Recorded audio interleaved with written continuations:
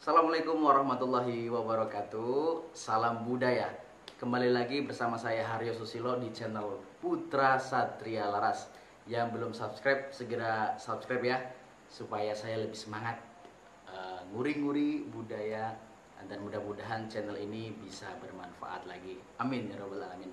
Oke, kita ingin melanjutkan tentang agama Kapitayan. Kemarin part 1, ini part 2-nya. Oke. Sebelum kita melanjutkan ke pembahasan, kemarin ada request dari beberapa viewers, dari beberapa follower saya di sosial media tentang tokoh mitologi yang awal mula mengajarkan ajaran Kapitayan, yaitu Danghyang Semar. Nah, ini wayangnya.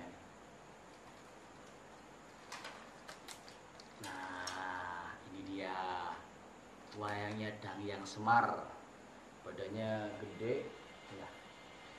Ada kuncungnya di sini. Nah, ini Danghyang Semar nih, ya, Semar. Detailnya seperti ini.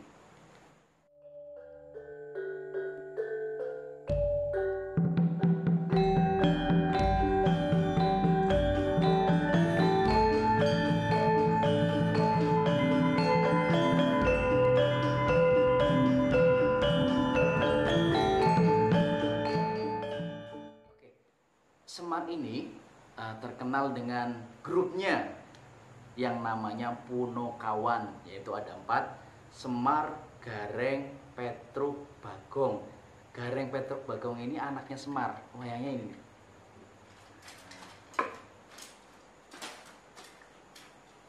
Nah, ini Gareng, ya.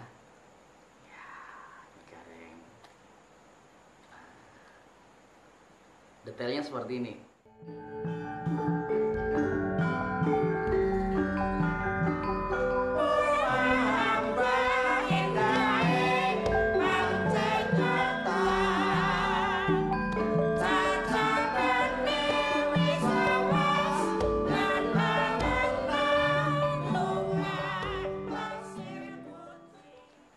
Kemudian ini Petruk.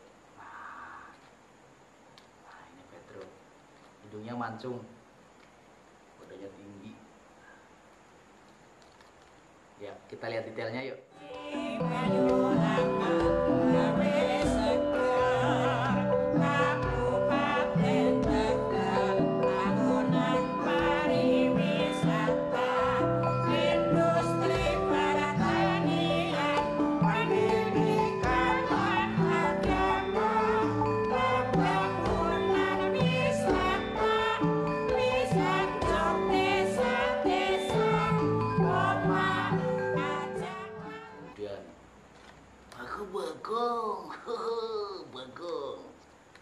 Bagong kalau di Banyumas namanya Bawor, Bagong atau bayang-bayangnya Semar, ya, bayangannya Semar. Ini Bagong.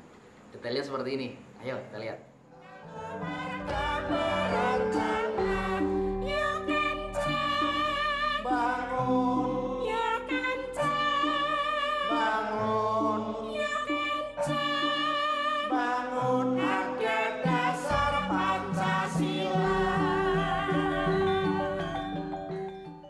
Kemudian Semar juga mempunyai saudara, ya, yang seperti dijelaskan di video sebelumnya, yang mengajarkan agama Kapitayan di luar Pulau Jawa, yaitu Sanghyang Hantogo atau Togok.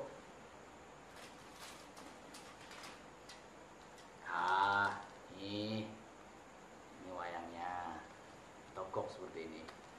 Mulutnya lebar, wah. Ya. Wayang ini wayang ukur, duplikasi. Wayang ukur ini karyanya almarhum Mbah Kaswan, Jogja. Kita lihat detailnya seperti ini wayangnya.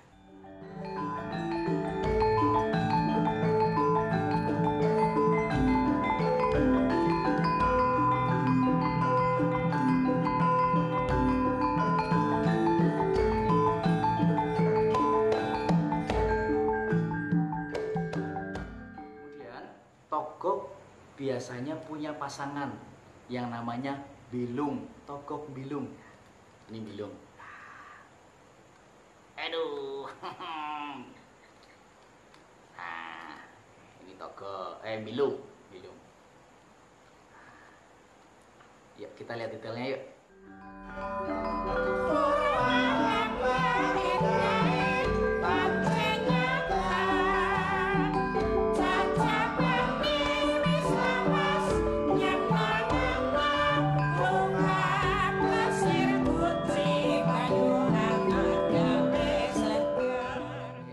Setelah Semar dan Sang Hyang Togog, ada satu lagi saudara Semar yang bernama Sang Hyang Manikmoyo, atau di pewayangan itu biasa disebut Betara Guru. Nah, ini wayangnya nih, Betara Guru. Ini wayang kreasi ayah saya, almarhum Ki Ento Susmono. Nah, ini Betara Guru, tangannya ada 4. Kita lihat detail wayangnya seperti ini.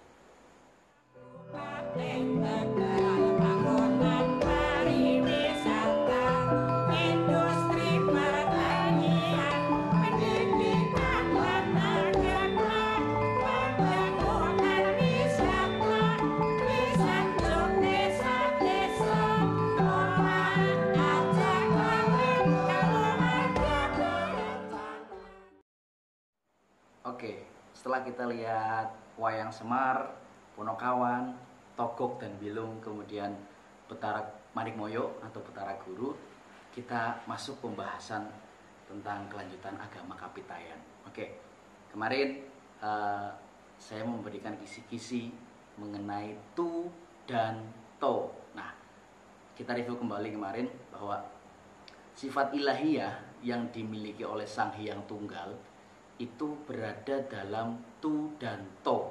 Jadi segala sesuatu kekuatan gaib Sang Hyang Tunggal itu tersembunyi dari segala sesuatu yang ada unsur Tu dan To. Yuk kita amati sama-sama. Ada benda-benda yang memang mengandung Tu dan To. Yang pertama watu atau batu.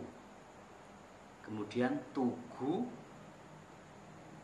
Kemudian tungkup atau bangunan suci. Kemudian tulang ya. Kemudian tunduk, yaitu bangunan bertingkat atau punden berundak, ya. Kemudian tunggul atau panji-panji. Tunggal atau satu. Kemudian tuk, TUK, tuk, yaitu mata air. Kemudian tuban, yaitu air terjun. Kemudian tumbak, jenis lembing, panjang bentuknya. Kemudian tunggak, batang pohon. Kemudian tuluk atau sumpit. Turumbukan, pohon beringin. Kita sering lihat juga pohon beringin terus dikasih kain kotak-kotak hitam putih itu. Kemudian untu atau gigi, misalnya taring macan itu juga ada yang buat kalung gitu kan. Kemudian pintu, tutut, hati atau limpa. Tutuk, gua, mulut atau lubang. Kemudian topeng, ya. Tosan atau pusaka, ini juga termasuk tosan, tongkat. Kemudian topong atau mahkota. Kemudian toparem itu adalah baju keramat. Kemudian tomara, ini sejenis lembing juga, lembing. Kemudian torana, yaitu pintu gerbang. Terus towok juga jenis lembing. Kemudian toya itu air. Nah, kemudian untuk melakukan puja bakti kepada Sang Hyang Toyo, agama Kapitayan masyarakatnya itu menyelenggarakan sesaji. Bahannya apa ya? Kayak ya sesajen itu ya. Kita tahu kok sesajennya. Sesajennya itu berupa tumpeng. Kemudian tumpi. Tumpi itu kue dari tepung. Kemudian tumbu, yaitu keranjang persegi dari anyaman bambu untuk tempat bunga. Kemudian tuak atau arak. Kemudian tukung, jenis ayam. Nah, kemudian teman-teman, di agama Kapitayan itu ketika seseorang itu merasa terdesak atau ada keinginan yang mendesak, dia akan melakukan tuju atau tenung. Tapi orang ini akan memuja Sang Hyang Toyo itu karena mendesak, kebutuhannya itu sangat urgent, jadi dia akan memberikan tumbal kepada Sang Hyang Toyo. Tumbal ini memang sebuah kata yang sangat mengerikan menurut kita ya. Menurut saya juga ya udah kita bayangannya kemana-mana kalau bicara tumbal itu. Coba teman-teman barangkali tahu di daerah masing-masing biasanya ada sejarah-sejarah atau cerita-cerita mitologi mengenai tumbal. Kira-kira tumbal-tumbal apa aja yang di daerah kalian masing-masing itu ada? Bisa tulis di komen ya. Berbeda dengan masyarakat agama Kapitayan yang lumrah, yang menyembahkan sesaji-sesaji di tempat yang keramat. Nah, ada lagi amaliyah yang khusus, yang lazim dijalankan oleh para rohaniwan agama Kapitayan ini. Mereka melakukan sembahyang di tempat yang namanya sanggar. Kemudian mereka juga punya kiblat ternyata, yaitu menghadap yang namanya tutuk. Tutuk itu berbentuk lubang seperti ceruk, ya. Itu melambangkan kehampaan Sang Hyang Toyo atau Sang Hyang Tunggal. Oke, kemudian urutan-urutan gerakan sembahyangnya agama Kapitayan itu seperti apa sih? Nah, kalau saya baca ini agak mirip-mirip dengan gerakan sholat di agama Islam. Coba kita amati ya. Yang pertama itu namanya tulajek atau berdiri tegak. Dengan kedua tangan di atas, menghadirkan Sang Hyang Toyo bersemayam di hati. Hati itu tutut. Setelah merasa Sang Hyang Toyo bersemayam di hati, kedua tangan diturunkan dan didekapkan di dada tepat pada hati. Nah, kalau di sholat kan gini ya. Oke. Posisi ini disebut swadikep atau kalau orang Jawa biasa menyebutnya sedakep. Oke.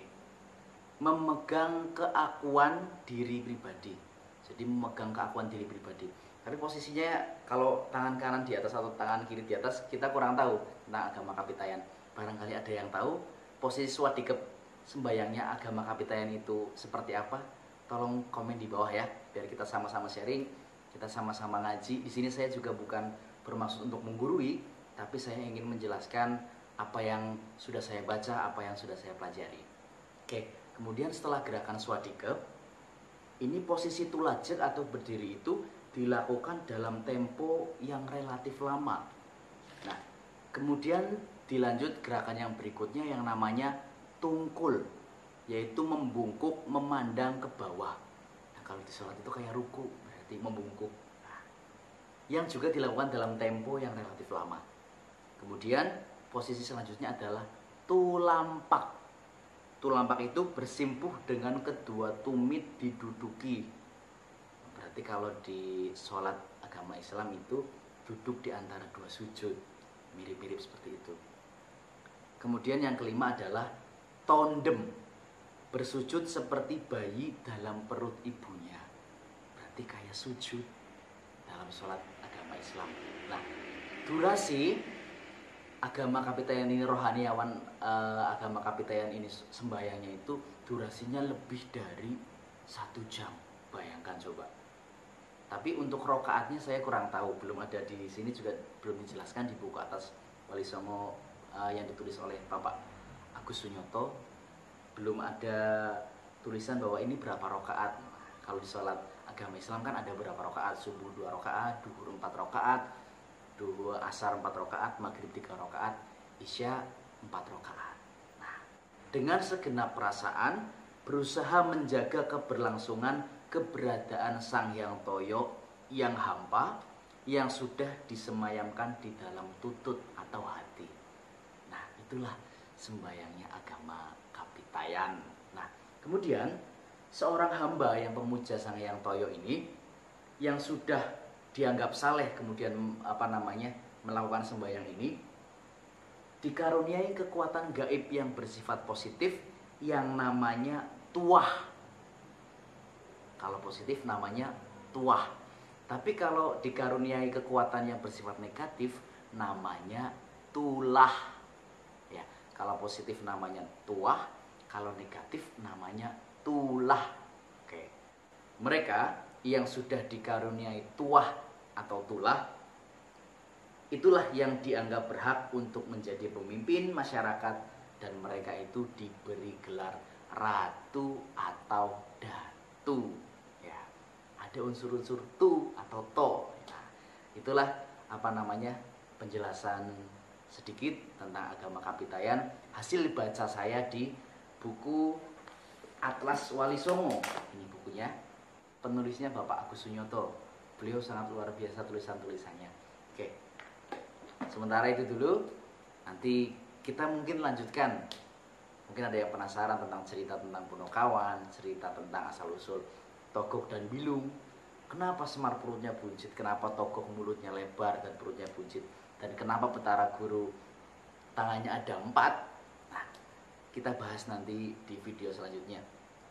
Mudah-mudahan dengan video ini kita semakin semangat untuk belajar, mempelajari dan nguri-nguri budaya kita. Yuk, kata Maulana Habib Lutfi Yahya, beliau adalah suri toladan bagi abah saya. Beliau adalah guru saya juga, meskipun saya belum jadi murid mungkin. Tapi saya anggap Habib Lutfi itu adalah panutan saya. Beliau, Habib Lutfi, mengatakan bahwa anak muda sekarang aja ke paten obor. Jangan sampai kita melupakan sejarah-sejarah yang sudah diperjuangkan oleh pendahulu-pendahulu kita, termasuk Wali Songo. Nah, nanti agama Kapitayan ini akan berlanjut kepada Islamisasi era Wali Songo. Kita tunggu ya videonya. Saya akan mencoba memperdalam lagi bukunya. Terima kasih. Jangan lupa subscribe, komen, like, dan share video ini. Mudah-mudahan bermanfaat untuk kita semua. Salam budaya. Assalamualaikum warahmatullahi wabarakatuh.